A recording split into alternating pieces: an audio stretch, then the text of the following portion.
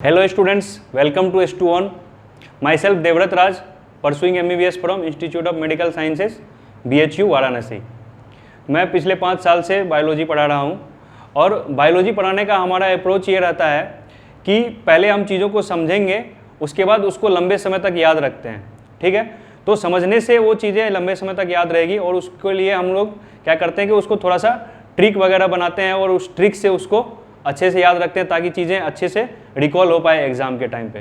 क्योंकि बहुत सारी चीज़ें याद रखने के लिए हो जाती है तो सारा मिक्सअप ना हो जाए, इसके लिए अलग अलग रखने के लिए उसको क्या करते हैं हम लोग ट्रिक से याद करते हैं। ठीक है, तो हमारा अप्रोच क्या रहेगा कि पहले हम समझेंगे, उसके बाद लंबे समय तक कैसे याद रखा जाए उसको समझेंगे।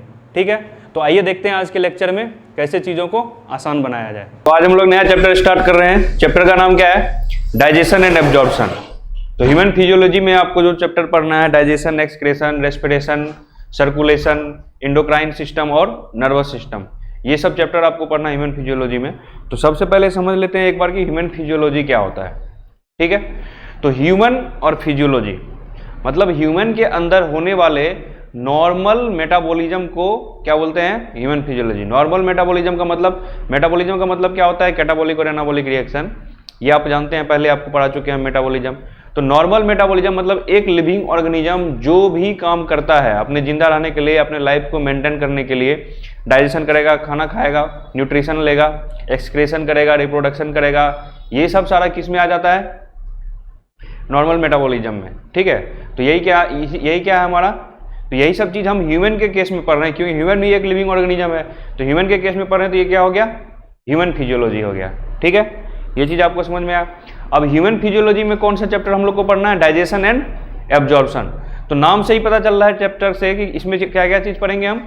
2 चीज पढ़ेंगे, डाइजेशन और एब्जॉर्प्शन। तो अब बात ये आती है कि सर डाइजेशन क्या है और एब्जॉर्प्शन क्या है। दूसरी बात ये आती है कि किसका डाइजेशन? तो ऑब्वियस सी बात है, फूड का डाइजेशन, जो आप खाना खाएंगे उसका डाइजेशन।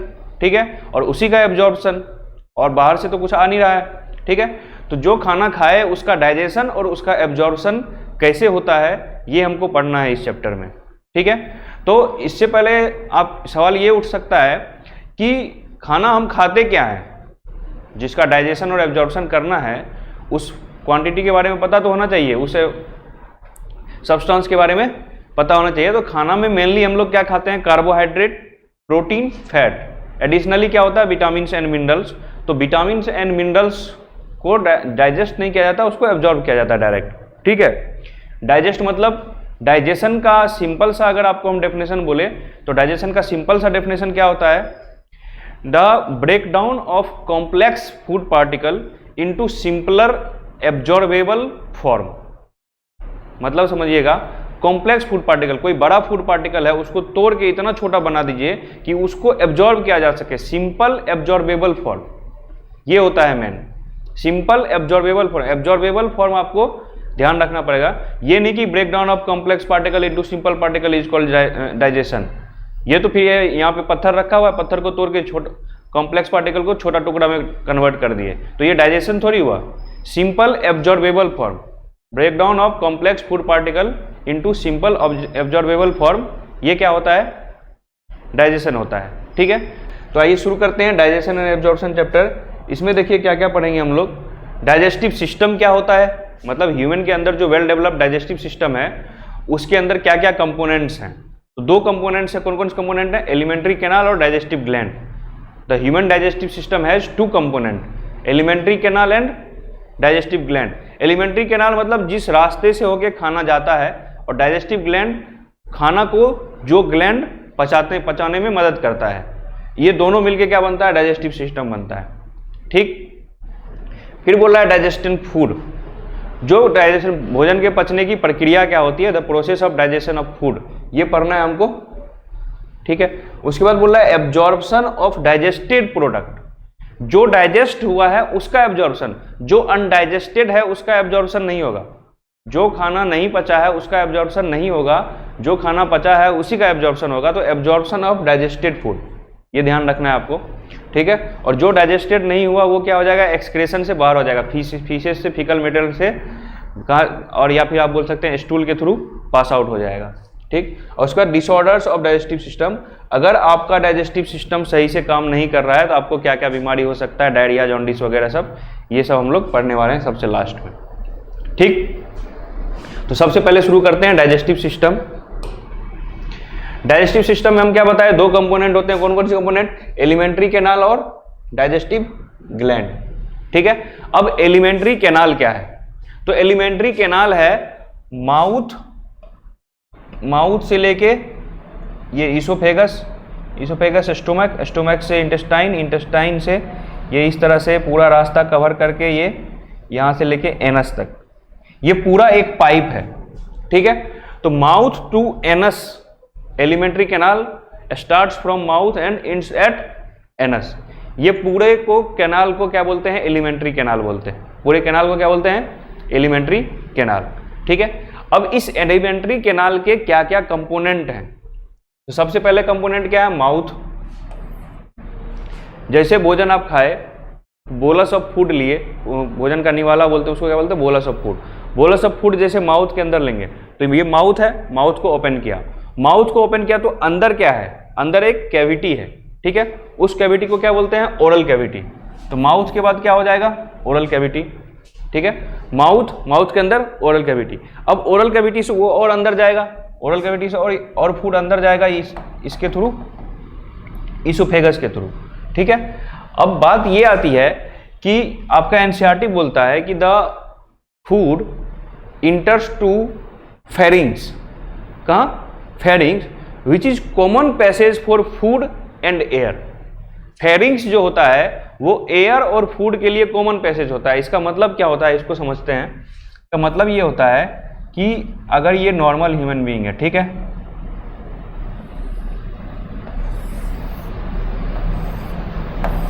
अब समझिए, इसके जब ये सांस लेगा तो इसके नाक से हवा जाएगा यहां पे, यहां आएगा, और जब ये खाना खाएगा तो ये इधर से जाएगा। ठीक है, और ये इतना दूर का जो स्पेस होता है, इतना दूर का स्पेस, इसको हम बोलते हैं ओरोफेरिंग्स। ये फेरिंग्स है हमारा, ये क्या है हमारा? फेरिंग्स। ठीक, अब इस फेरिंग्स में जो नेजल वाला पार्ट आया है वो वाला पोर्शन क्या है? नेजोफेरिंग्स। जो ओरल वाला पार्ट आया है वो वाला पोर्शन क्या है? ओरोफेरिंग्स। तो ओरोफेरिंग्स और नेजोफेरिंग्स मिलके ये पूरा फेरिंग्स बना है। अब ये जो स्पेस है जहां पे इधर से हवा जो सांस लिए आप, वो हवा आया यहाँ, ठीक है, और इधर से खाना लिए वो खाना गया यहाँ। अब क्या होगा कि ये हवा जो लाल वाला है ये कहाँ चला जाएगा? ट्रेकिया में। कहाँ चला जाएगा? ट्रेकिया में। ठीक, और इसके अलावा जो ये ब्लू वाला है, ये ब्लू वाला कहाँ चला जाएगा? ईसोफेगस में। ये कहाँ चला जाएगा? ईसोफेगस में।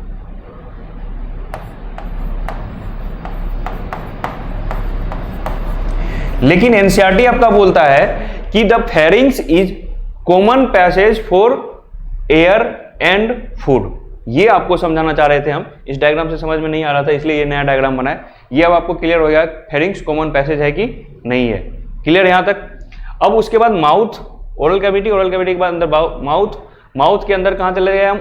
ईसोफेगस। ईसोफेगस से कहां जाएंगे? स्टोमक से कहां जाएंगे?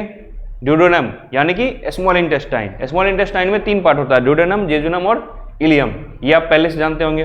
तो ड्यूडेनम से जेजुनम से इलियम से कहां जाएगा? सीकम से वापस ये क्या है? Colon, ascending colon, transverse colon, descending colon.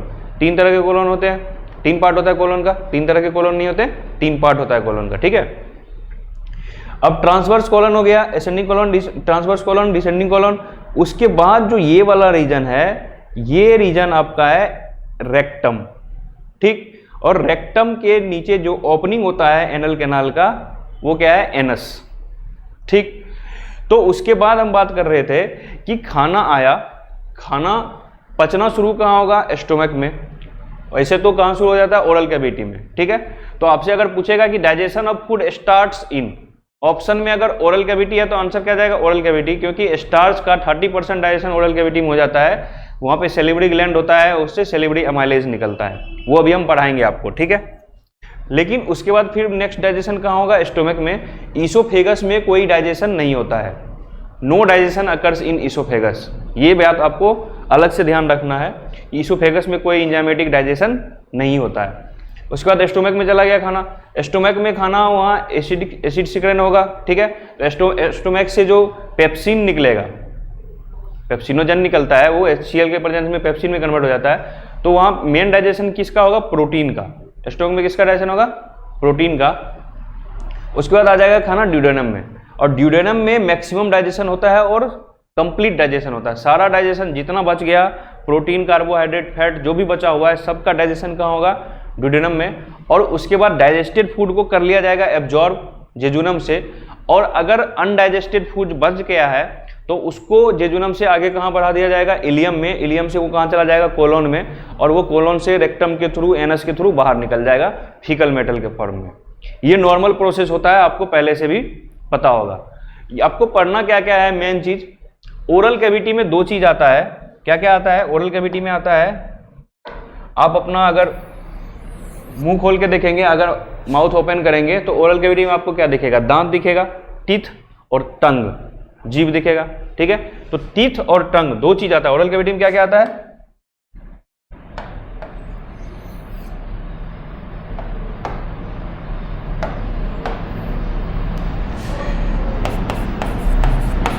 Teeth और टंग, ठीक। तो टीथ का क्या काम है और टंग का क्या काम है, इसको समझते हैं। टीथ का काम क्या है? च्यूइंग ऑफ फूड, आप जानते हैं, भोजन को चबाने में हेल्प करता है कौन? टीथ, ठीक है। आपको इसमें 2 टर्म याद रखना है। 2 टर्म आपको एनसीईआरटी में दिया हुआ है। एक टर्म होता है थीकोडोंट, एक टर्म होता है डायफायोडोंट, एक टर्म होता है टेम्पोररी टीथ,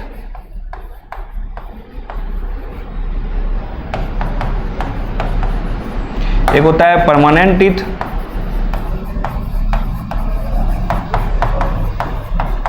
समझते हैं ठीकोडोंट क्या होता है। ठीकोडोंट का मतलब होता है कि ऐसा टीथ जो एक सॉकेट में अंदर धसा हुआ हो, इस तरह से सॉकेट के अंदर हो। ये नहीं कि ये सरफेस है और सरफेस पे इस तरह से लगा हुआ है, सॉकेट में अंदर तक अगर धसा हुआ है तो उसको क्या बोलेंगे हम? Thecodont. In the teeth embedded in the socket of jaw, teeth embedded in socket of jaw, अगर ये बोलेंगे, अगर ऐसा टीथ होगा तो उसको क्या बोलेंगे? ठीकोडोंट। तो आपका जो ह्यूमन का टीथ होता है, जो मैमल्स का टीथ होता है, वो क्या होता है? ठीकोडोंट होता है, जॉ के अंदर इम्बेडेड होता है। क्लियर है ये चीज? इसलिए आसानी से दांत टूटता नहीं, ऐसा नहीं कि हाथ से निकाल लिए दांत, वो क्या होता है? इम्बेडेड होता है, इसलिए स्ट्रॉन्ग अटैचमेंट होता है, ठीक है। दूसरा है डायफायोडोंट।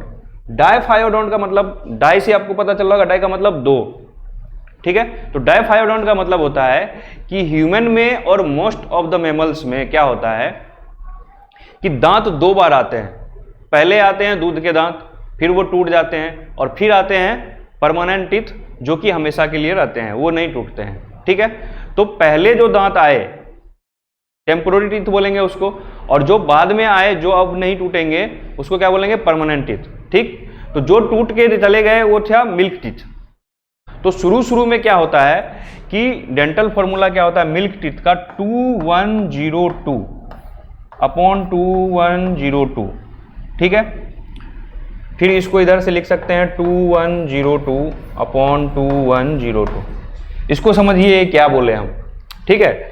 जैसे माउथ है, तो ये जो डेंटल फार्मूला है, डेंटल फार्मूला कैसे लिखते हैं ये आपको हम समझा रहे हैं। माउथ है, इस माउथ को 2 पार्ट में डिवाइड कीजिए आप, अपर जॉ और लोअर जॉ।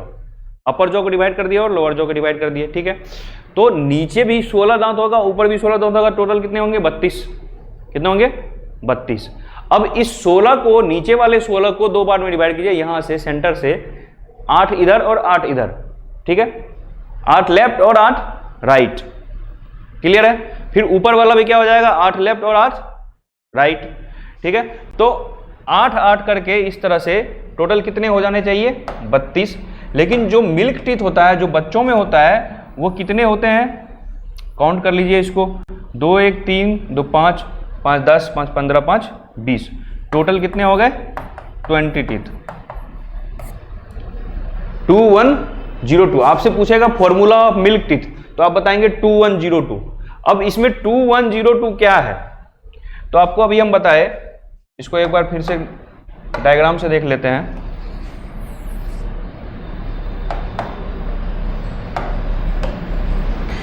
अगर ये जॉ है, ठीक, तो यहां से सेंटर से आप इसको एक लाइन खींचिए,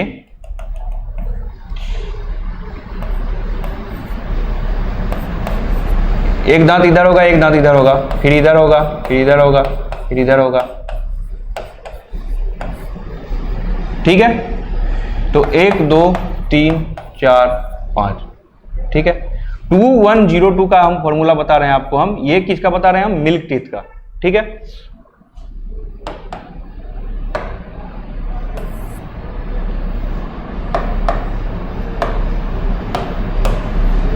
तो इधर भी हो जाएंगे 5।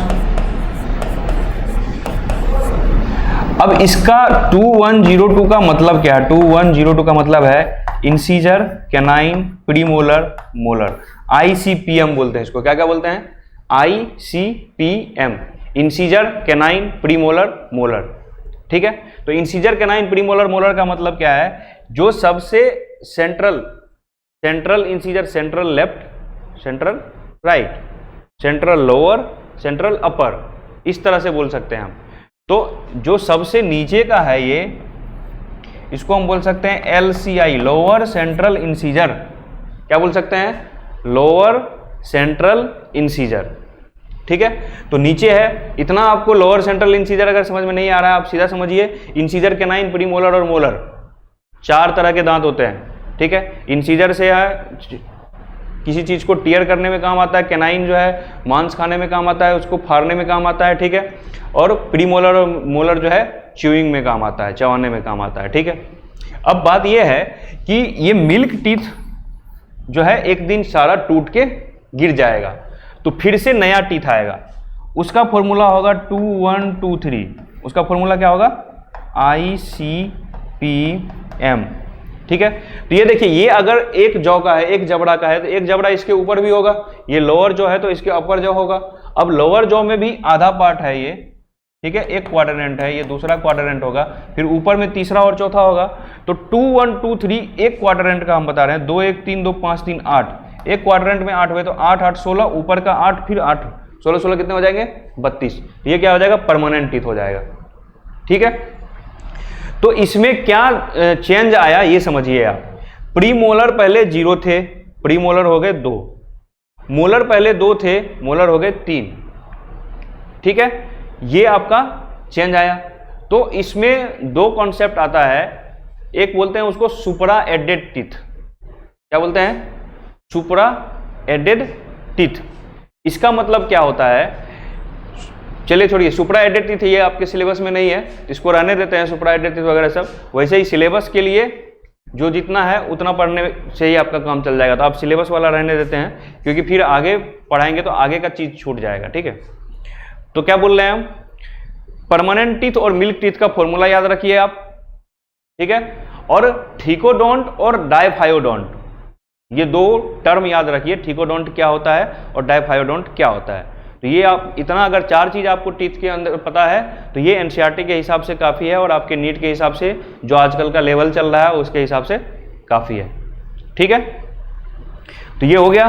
ठीकोडोंट क्या हो गया, सॉकेट, सॉकेट के अंदर होगा, इम्बेडेड इन सॉकेट।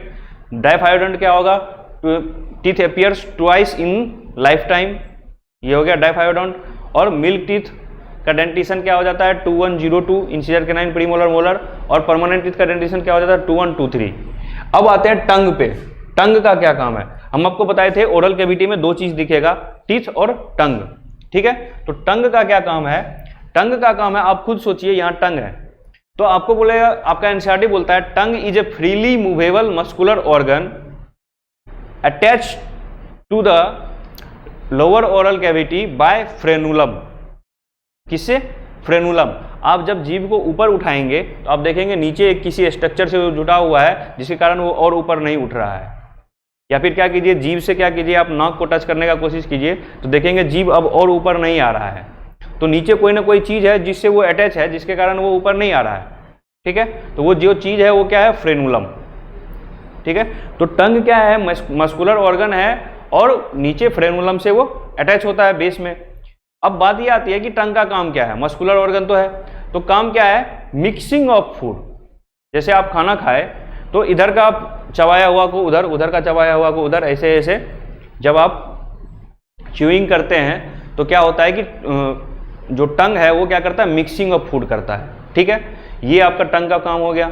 दूसरा काम ये हो गया कि टेस्ट बड होते हैं टंग पे। क्या होते हैं, टेस्ट बड, जिससे हमको टेस्ट का पता चलता है कि बिटर है, सॉर है, स्वीट है। ये सब टेस्ट जो है किसके पता चलता है, टंग के अंदर पेपिला होता है, पेपिला के अंदर जो फिलीफॉर्म पेपिला होता है उस पे मेनली टेस्ट बड होता है। तो 4 तरह के पेपिला होते हैं, फंजीफॉर्म, फिलीफॉर्म, ये सब। अब पेपिला का आपको नाम अब नहीं पढ़ना है क्योंकि एनसीईआरटी में तो दे नहीं रखा है। ठीक है, तो आपको बस इतना पता होना चाहिए कि टंग के अंदर पेपिला होता है, पेपिला के अंदर टेस्ट बड होता है। ठीक, और टेस्ट बड से टेस्ट का पता चलता है। क्लियर है यहाँ तक आपको? एक नया टेस्ट है उमामी टेस्ट। कौन सा टेस्ट है, उमामी टेस्ट। जैसे स्वीट है, जैसे बिटर है, जैसे आपका सॉल्ट है, इस तरह से आपका क्या हो सकता है, एक टेस्ट है उमामी टेस्ट। उमामी टेस्ट किसके कारण आता है, मोनोसोडियम ग्लूटामेट के कारण आता है। पहले पूछा जाता था नीट में, पहले ये क्वेश्चन आया था, इस पे बहुत सारा बात भी हुआ था। ठीक है, लेकिन अब चांस कम है पूछने का उमामी टेस्ट का, तो आप नहीं भी पढ़ेंगे तो याद नहीं रखेंगे तो चलेगा, इसे जनरल नॉलेज के लिए बता दिया आपको। ठीक है, इसके बाद हम टीथ और टंग के बारे में पढ़ लिए, ओरल कैविटी हो गया हमारा। उसके बाद फेरिंग्स। फेरिंग्स के अंदर समस्या है, फेरिंग्स के अंदर क्या समस्या है इसको समझते हैं।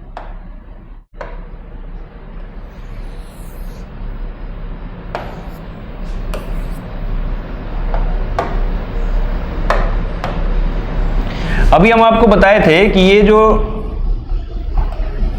ह्यूमन बीइंग है,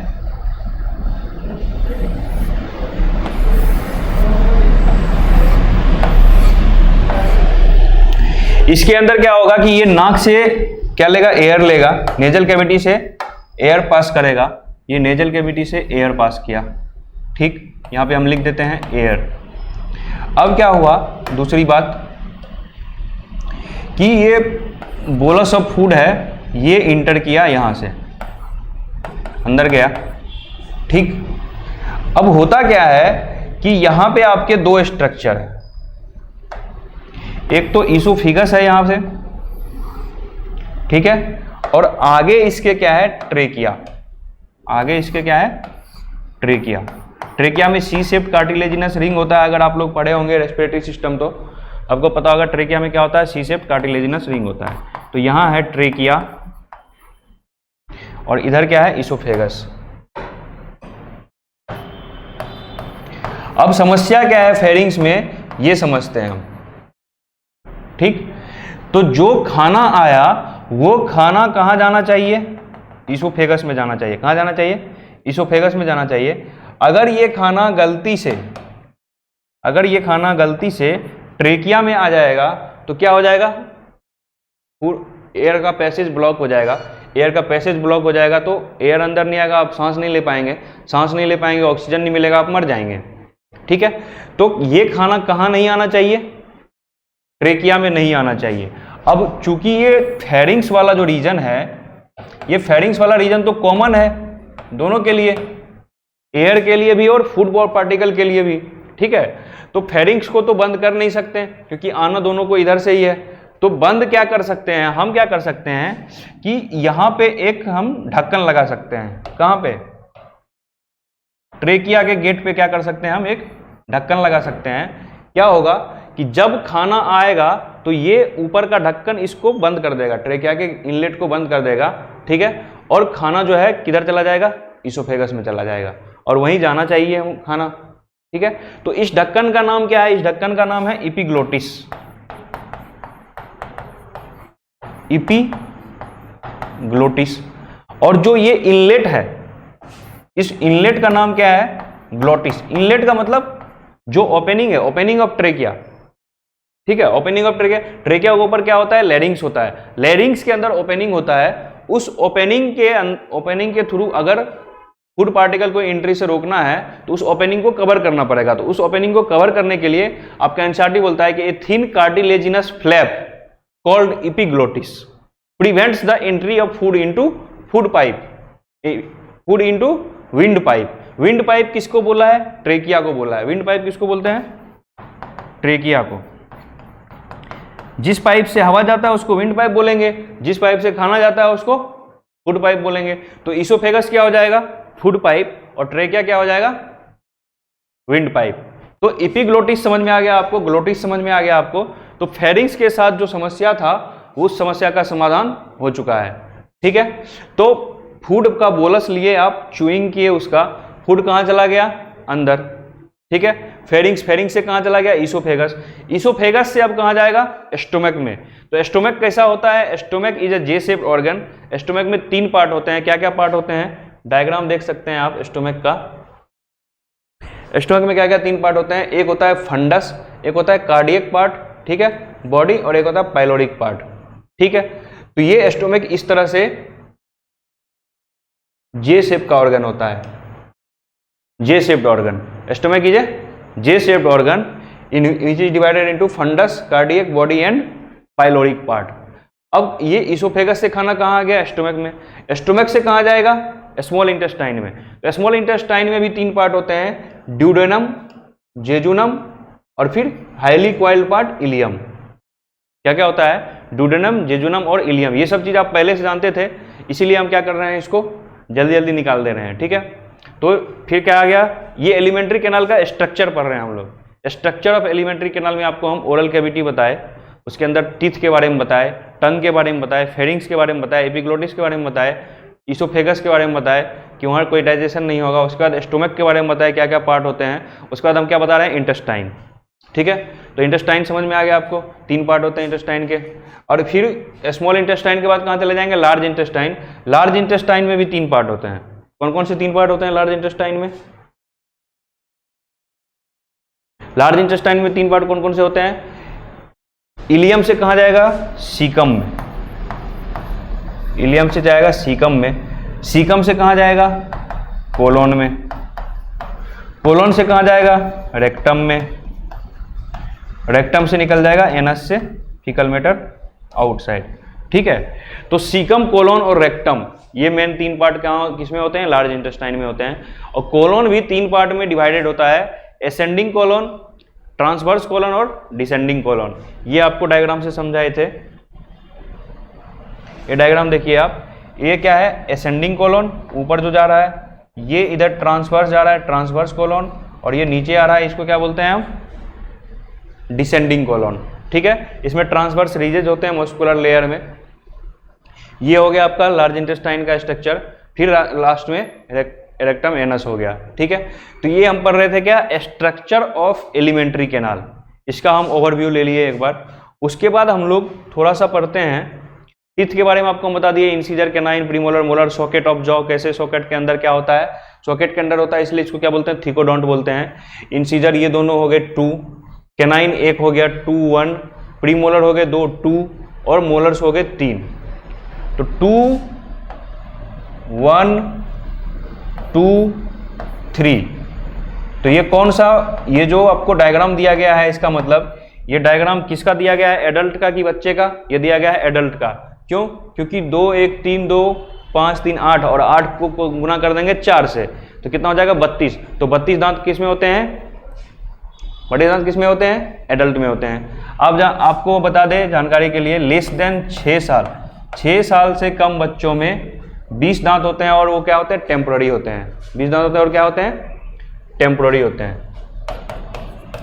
20 टीथ।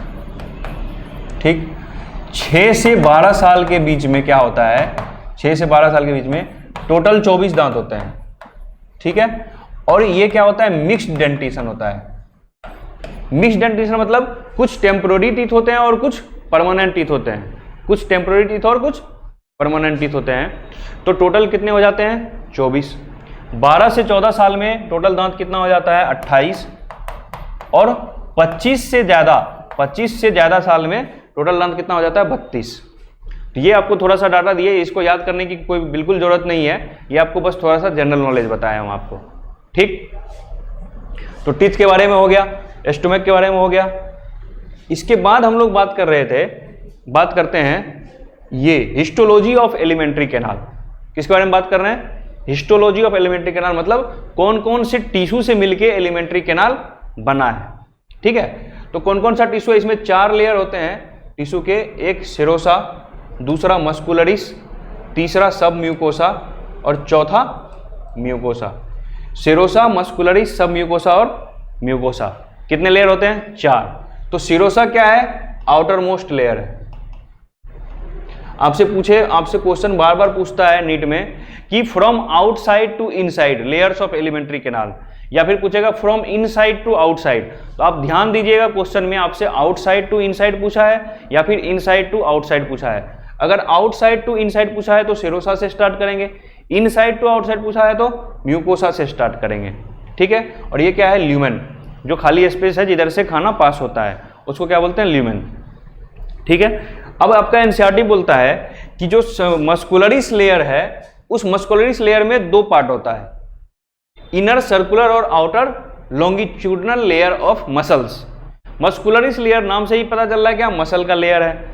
ठीक है, उसके अंदर जो सब म्यूकोसा का लेयर है, सब म्यूकोसा के लेयर से क्वेश्चन आता है आपको। क्वेश्चन ये आता है कि which of the following layer of alimentary canal have nerve supply, blood supply, Venus supply, lymphatic supply etc। ठीक है, तो सब म्यूकोसा में ही क्या होता है? ब्लड, नर्व, लिम्फ, वेन्स, ठीक है, ये सब प्रेजेंट होते हैं।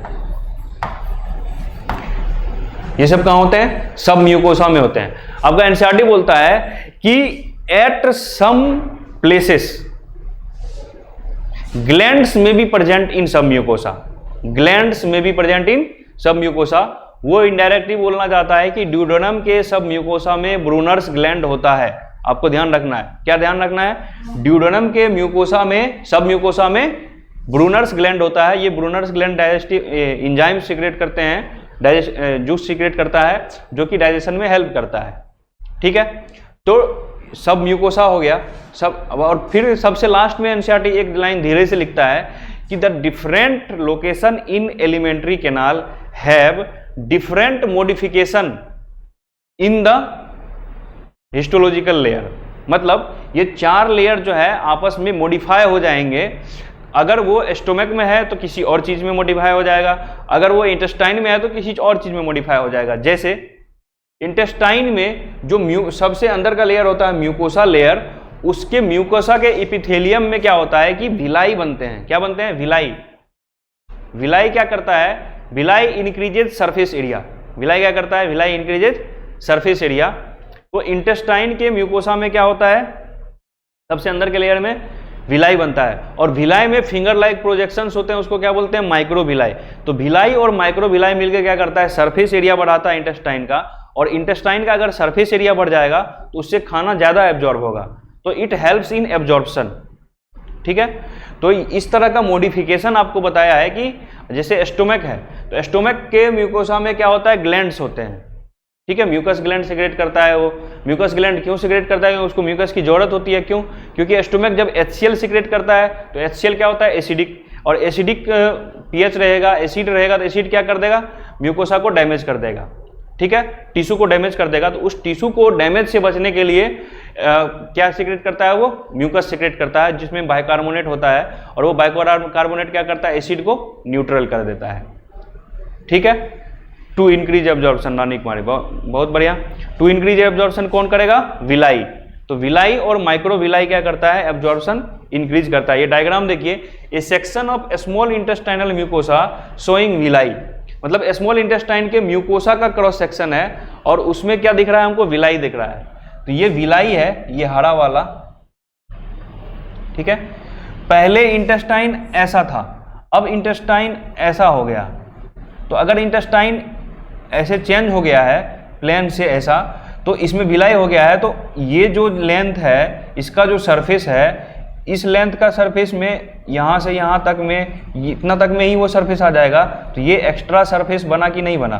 ये जो एक्स्ट्रा सरफेस है इधर से भी फूड एब्जॉर्ब हो सकता है, इधर से एब्जॉर्ब हो सकता है, इधर से एब्जॉर्ब हो सकता है, इधर से एब्जॉर्ब हो सकता है। तो टोटल कुल मिला के क्या होता है, सरफेस एरिया बढ़ जाता है। कभी कभी क्वेश्चन आता है कि कितना टाइम्स, तो villi increase approx 20 times surface area of intestine. Surface area कितना गुना बढ़ा देता है, 20 गुना सरफेस एरिया बढ़ा देता है, तो फूड का एब्जॉर्प्शन इजी हो जाता है। ठीक है, अब विलाई के केस में देखिए म्यूकोसा के अंदर सब म्यूकोसा होगा। विलाई क्या है, म्यूकोसा में है, तो म्यूकोसा के अंदर सब म्यूकोसा होगा, तो उसमें क्या होगा, आर्टरी वेन सप्लाई वगैरह सब होंगे। ठीक है, तो ये देखिए आर्टरी वेन्स कैपिलरीज लेक्टिल्स। लेक्टिल्स क्या होता है, लेक्टिल इज द लिम्फ वेसल। लेक्टिल क्या होता है, लिम्फ वेसल होता है। ठीक है, तो लिम्फेटिक ड्रेनेज, लिम्फ से क्या होता है, फैट एब्जॉर्ब होता है। लिम्फ से क्या एब्जॉर्ब होता है, फैट एब्जॉर्ब होता है। ये चीज आपको हम फैट के एब्जॉर्प्शन के टाइम पे पढ़ाएंगे। ठीक है, तो ये डायग्राम आपको कुल मिला के क्या दिखा रहे हैं, हम विलाई का स्ट्रक्चर दिखा रहे हैं। विलाई के स्ट्रक्चर में आपको हम दिखाए कि इसमें कर्व होता है, इन्वेजिनेशन होता है, जिस कारण से सरफेस एरिया बढ़ जाता है और एब्जॉर्प्शन में हेल्प मिलता है। ठीक, और विलाई क्या है, म्यूकोसा। म्यूकोसा के अंदर क्या होगा, सब म्यूकोसा, और सब म्यूकोसा में क्या होता है, blood vessel supply, lymphatic supply, Venus supply, nerve supply, ये सब होता है।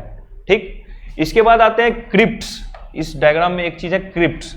तो ये जो इंटेस्टाइनल म्यूकोसा का ये इन्वेजिनेशन है इस तरह से, ठीक है, ये इस तरह से, ये क्या होता है, कभी कभी अंदर की ओर जाता है और अंदर की ओर इन्वेजिनेट करता है। ठीक है, तो क्रिप्ट मतलब क्या होता है, बैग लाइक स्ट्रक्चर। तो बैग लाइक स्ट्रक्चर बनाता है, और इस बैग लाइक स्ट्रक्चर को, क्रिप्ट को, इसको कभी कभी क्या बोलते हैं, क्रिप्ट्स ऑफ लिवरकुन। क्रिप्ट्स ऑफ लिवरकुन में क्या होता है, यहाँ से ये सब म्यूकोसा से ये क्या करता है, डाइजेस्टिव इंजाइम्स या डाइजेस्टिव जूस सिक्रेट करता है। ठीक है, तो उस डाइजेस्टिव जूस से क्या होता है, हमारा फूड के डाइजेशन में हेल्प मिलता है। तो क्रिप्ट्स ऑफ लिवरकुन के बारे में आपसे क्वेश्चन ये पूछा जाएगा कि क्रिप्ट्स ऑफ लिवरकुन प्रेजेंट एट, कहाँ प्रेजेंट होता है, तो आप क्या बोलेंगे, स्मॉल इंटेस्टाइन के म्यूकोसा में। विलाई कहाँ होते हैं, स्मॉल इंटेस्टाइन के म्यूकोसा में। क्लियर है ये डायग्राम, तो ये डायग्राम भी क्लियर हो जाएगा आपको, ये डायग्राम भी क्लियर हो गया।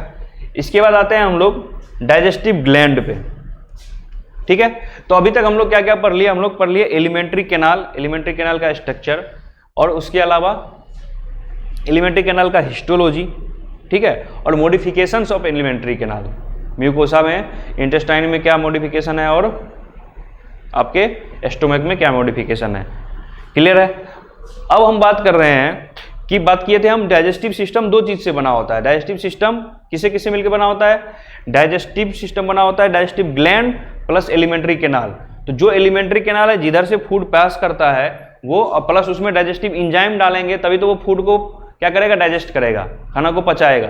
तो खाना को पचाने के लिए जो इंजाइम आता है वो कहाँ से आता है, डाइजेस्टिव ग्लैंड से आता है।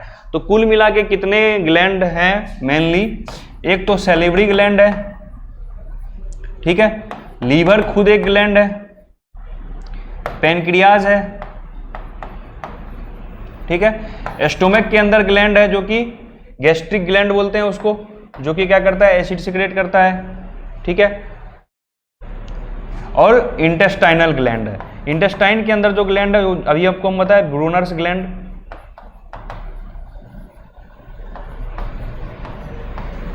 ठीक है। तो salivary gland, liver, pancreas, stomach और इंटेस्टाइनल ग्लैंड। अभी यहाँ पे डायग्राम में आपको क्या क्या दिख रहा है, डायग्राम में आपको दिख रहा है गॉल ब्लैडर, डायग्राम में आपको दिख रहा है पेनक्रियाज, डायग्राम में आपको दिख रहा है ड्यूडेनम। ड्यूडेनम कैसा होता है, सी शेप स्ट्रक्चर होता है। तो ये देखिए ये आपका सी बना हुआ है, ठीक है, duodenum is C shape structure. अब बात करते हैं कि यहां लिखा हुआ है डक्ट्स फ्रॉम लीवर। तो ये लीवर इस तरह से यहां पे होता है और लीवर से ये डक्ट निकले, ठीक।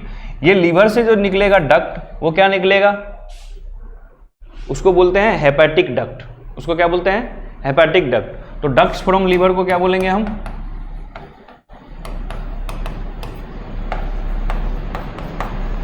हेपेटिक डक्ट, ठीक। हेपेटिक डक्ट से क्या आएगा, बाइल जूस। क्या आएगा, बाइल जूस। गॉल ब्लैडर से क्या आएगा, वहां से भी बाइल जूस। क्योंकि गॉल ब्लैडर क्या है, gall bladder is a balloon shaped structure which stores and concentrate bile. ध्यान रखिएगा दो काम करता है, बाइल का स्टोरेज भी करता है और बाइल का कंसंट्रेशन भी करता है। बाइल का स्टोरेज भी करता है और बाइल का कंसंट्रेशन। कंसंट्रेशन करने का मतलब बाइल का कंसंट्रेशन बढ़ाता है, मतलब उससे वाटर वाटर उससे निकाल देंगे तो उसका कंसंट्रेशन बढ़ जाएगा, तो उसको कंसंट्रेट करता है बाइल को। ठीक है, बाइल के अंदर जो बाइल सॉल्ट होते हैं वो आपसे पूछा जाता है नीट में कि बाइल सॉल्ट के नाम बताओ। बाइल सॉल्ट मेनली दो होते हैं, बाइल सॉल्ट मेनली दो होते हैं। कौन कौन से? सोडियम के सॉल्ट होते हैं,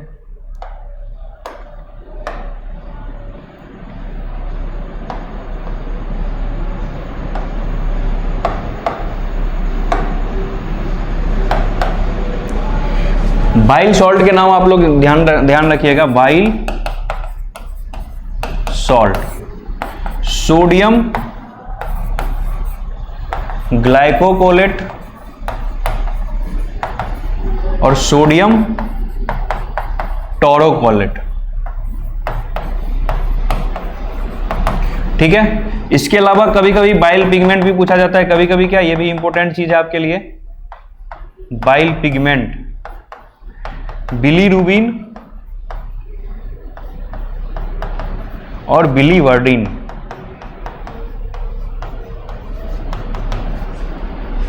ये बिलीरुबिन ही वह पिगमेंट है जो, बिलीरुबिन पिगमेंट जब बढ़ जाता है ब्लड में, अगर बिलीरुबिन पिगमेंट बढ़ जाएगा तो उसको क्या बोलेंगे? हाइपर बिलीरुबिनीमिया। और हाइपर बिलीरुबिनिया के कारण ही क्या होता है? रुबिनीमिया के कारण ही क्या होता है? जॉन्डिस होता है। ठीक है, तो ये बिलीरुबिन पिगमेंट ही रिस्पॉन्सिबल है किसके लिए? जॉन्डिस के लिए। जॉन्डिस क्या होता है? Yellowish discolouration of skin and mucosa. Jaundice क्या होता है? Yellowish discolouration of skin and mucosa. आपके शरीर का सारा स्किन क्या हो जाएगा? येलोइश डिस्कलर हो जाएगा, पीलापन आ जाएगा। ठीक है, तो उसको क्या बोल देंगे हम? जॉन्डिस बोल देंगे। और किस कारण से होना चाहिए? Due to hyperbilirubinaemia. ये जॉन्डिस आपको पढ़ाएंगे डिसऑर्डर्स ऑफ डाइजेस्टिव सिस्टम में। ठीक है, तो ये बाइल सॉल्ट और बाइल पिगमेंट के बारे में थोड़ा सा बता दिया आपको, ये आपको चीज याद रहना चाहिए। अब हम बात करते हैं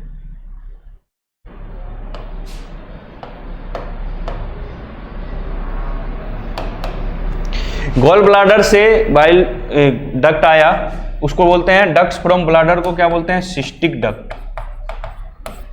ठीक है, डक्ट्स फ्रॉम लीवर को क्या बोलते हैं? Hepatic duct.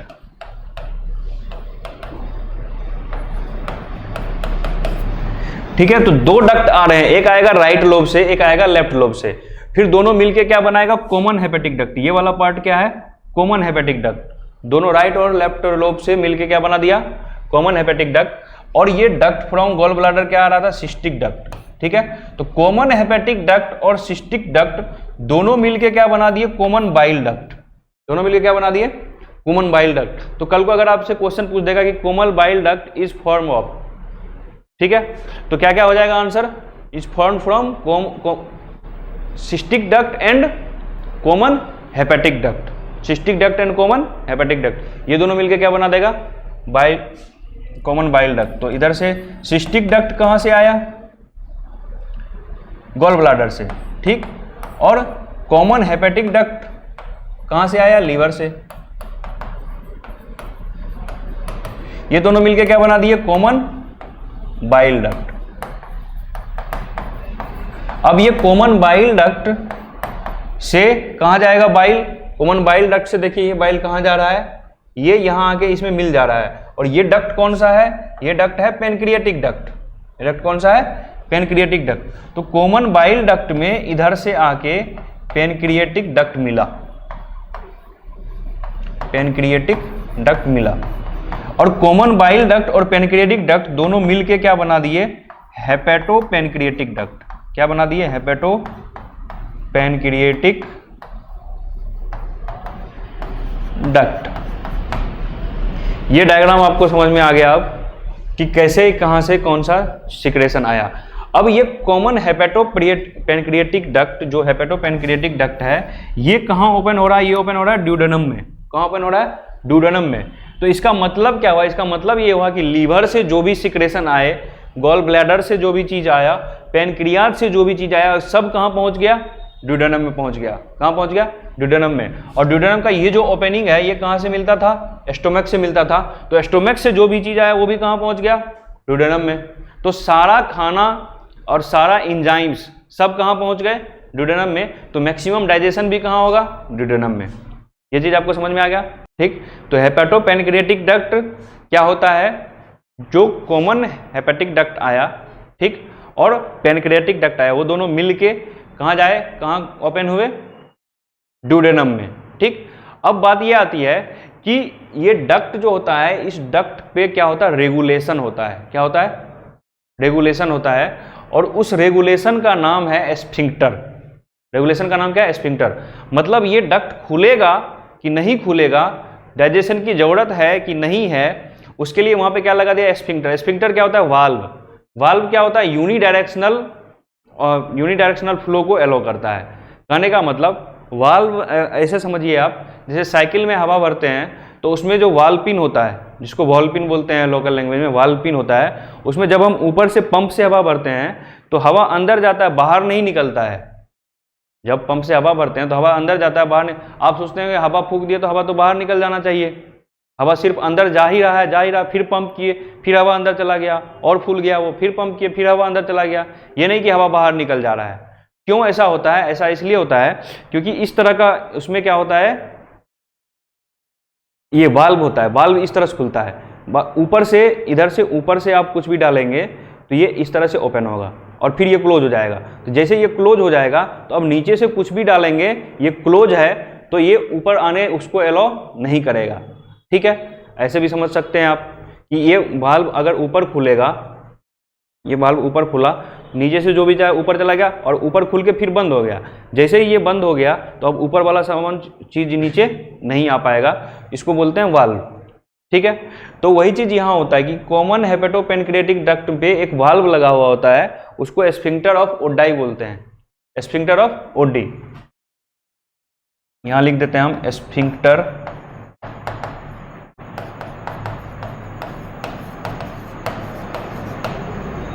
ठीक, एस्फिंक्टर ऑफ ओडी बोलते हैं इसको। तो एस्फिंक्टर ऑफ ओडी क्या करता है, एस्फिंक्टर ऑफ ओडी, एस्फिंक्टर ऑफ बॉयडन, ये सब आपको एनसीईआरटी में नाम नहीं लिखा है, लेकिन वो सब कुछ मैकेनिज्म में एक्सप्लेन किया है, ठीक है। तो यहाँ पे रेगुलेशन होता है इसका, ये चीज आपको हम बता दिए, ठीक है। अब बात करते हैं कि ये जो डाइजेस्टिव ग्लैंड्स हैं, इसके अलावा एक डाइजेस्टिव ग्लैंड रह गया अपना, कौन सा डाइजेस्टिव ग्लैंड रह गया, सेलिब्री ग्लैंड।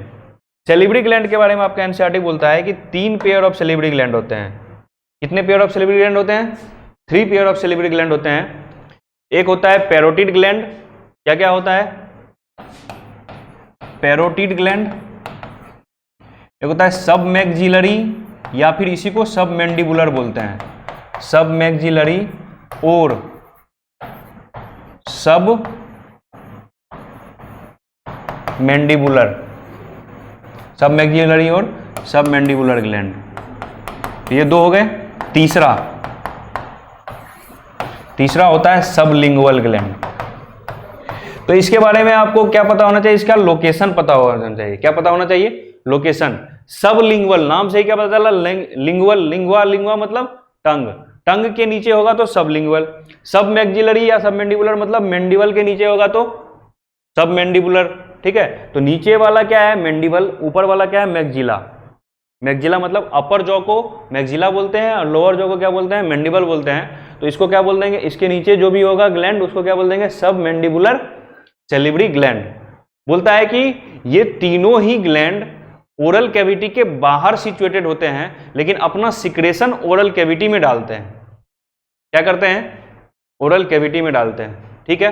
तो इसको ऐसे स्कीमेटिक डायग्राम से समझ सकते हैं हम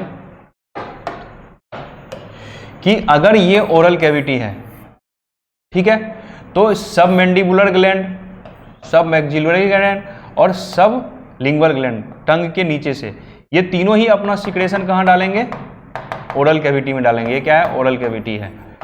अब बात ये होता है कि इसके सिक्रेशन में क्या होता है, सैलिवा का कंपोजिशन क्या है, सैलिवरी ग्लैंड से क्या निकलता है। तो हमको इसमें होता बहुत कुछ है, हमको इंटरेस्ट किस में है, हमको इंटरेस्ट है सैलिवरी अमाइलेज में।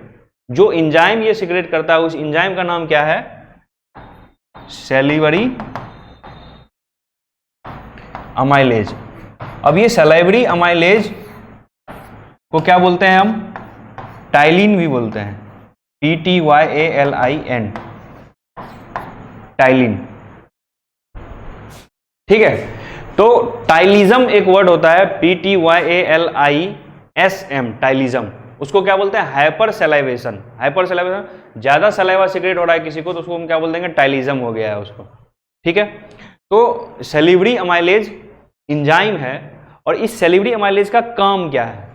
इस सैलिवरी अमाइलेज का काम है स्टार्च को डाइजेस्ट करना। स्टार्च क्या होता है? कार्बोहाइड्रेट होता है। स्टार्च क्या होता है?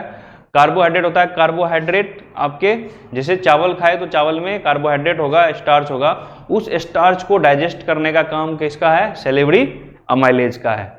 ठीक है, तो approx 30% of starch present in food is digested by salivary amylase present in salivary glands. ठीक है, तो कितना परसेंट स्टार्च को डाइजेस्ट करता है ये? 30% स्टार्च को डाइजेस्ट करता है। बाकी का स्टार्च को कौन डाइजेस्ट करेगा? बाकी जो 70% बच गए, तो बाकी का स्टार्च का डाइजेशन कहाँ होगा? ड्यूडेनम में होगा, स्टोमक में होगा। ठीक है, स्टोमक में बहुत मिनिमम होता है, सारा डाइजेशन कहाँ होता है? ड्यूडेनम में होता है। ठीक है, उसमें फाइनली स्टार्च को टूट के क्या बनाया जाएगा? ग्लूकोज बनाया जाएगा। कल हम कार्बोहाइड्रेट, प्रोटीन और फैट तीनों का डाइजेशन पढ़ेंगे कि कार्बोहाइड्रेट लिए तो उसके साथ क्या क्या हुआ, फैट लिए तो उसके साथ क्या क्या हुआ और कहाँ कहाँ हुआ, प्रोटीन लिए तो क्या क्या हुआ और कहाँ कहाँ हुआ। मतलब कार्बोहाइड्रेट लिए थे तो माउथ में उसका डाइजेशन हुआ, एसोफेगस में कुछ नहीं होगा, स्टोमक में थोड़ा सा होगा, फिर मेनली कहाँ होगा? ड्यूडेनम में होगा। प्रोटीन लिए तो माउथ में कोई डाइजेशन नहीं होगा, एसोफेगस में कोई डाइजेशन नहीं होगा, स्टोमक में डाइजेशन होगा, फिर ड्यूडेनम में डाइजेशन होगा। ठीक है, तो यही चीज आपको हम कल एक एक करके कार्बोहाइड्रेट, प्रोटीन और फैट के बारे में बताएंगे कि कैसे उसका डाइजेशन होता है। ठीक है, फिर डाइजेशन जब हो जाएगा तो उसके बाद हम ये डाइजेशन ऑफ फूड के बारे में कल बताना है, कार्बोहाइड्रेट, प्रोटीन और फैट का। उसके बाद हम लोग क्या पढ़ेंगे? Absorption of digested product. जो भी डाइजेस्टेड प्रोडक्ट है, मतलब फूड के डाइजेशन के बाद जो बच रहा है, फूड के डाइजेशन के बाद जो बच रहा है वो क्या है? Undigested product. लेकिन डाइजेस्टेड जो है डाइजेशन के बाद उसका क्या होगा? एब्जॉर्प्शन। तो जिसका एब्जॉर्प्शन हो गया वो कहाँ चला जाएगा? सिस्टेमिक सर्कुलेशन में, मतलब ब्लड में चला जाएगा। एब्जॉर्प्शन का मतलब क्या होता है कि जो सिंपलर सब्सटेंसेस फूड को तोड़ के आप बनाया, जैसे कार्बोहाइड्रेट से ग्लूकोज बनाया है, तो ग्लूकोज इंटेस्टाइन के ल्यूमेन से अगर ब्लड में चला गया तो इसी प्रोसेस को क्या बोलते हैं? एब्जॉर्प्शन बोलते हैं। इंटेस्टाइन के ल्यूमेन से कहाँ चला गया? ब्लड में, इसको क्या बोलते हैं? एब्जॉर्प्शन बोलते हैं। ठीक है, लेकिन इंटेस्टाइन के ल्यूमेन से अगर लार्ज इंटेस्टाइन में चला गया और लार्ज इंटेस्टाइन से फीकल मैटर के थ्रू बाहर निकल गया तो इसको एक्सक्रेशन बोलते हैं। ठीक है, इसको क्या बोलते हैं? डिफिकेशन बोलते हैं, इसको एक्सक्रेशन नहीं बोलते।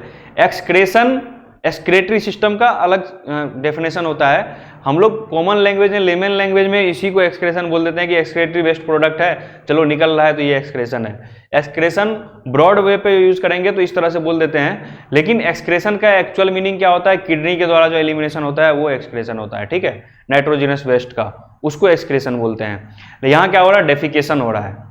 ठीक है, तो ये हम आपको बताएंगे कल, absorption of food, digestion of food, और उसके बाद सबसे लास्ट में हम लोग क्या टॉपिक लेंगे?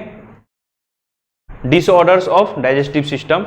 ये क्या है? जॉन्डिस क्या होता है, वोमिटिंग क्या होता है, डायरिया क्या होता है, कॉन्स्टिपेशन क्या होता है, इंडाइजेशन क्या होता है, और प्रोटीन एनर्जी माल न्यूट्रिशन PEM, क्वाशियोरकोर और मेरस्मस, इसके बारे में हम लोग थोड़ा सा चर्चा करेंगे और ये चैप्टर हमारा खत्म हो जाएगा। ठीक है, तो तब तक के लिए धन्यवाद। आप लोग इसको पढ़ के आइएगा तो आपको ज़्यादा समझ में आएगा, और आज जो पढ़ा है उसको पढ़ लीजिएगा तो कल लिंक बना हुआ रहेगा। ठीक है, thank you. On S2On study is always on. Concepts के बेहतर रियलाइजेशन के लिए S2On पर बने रहिए।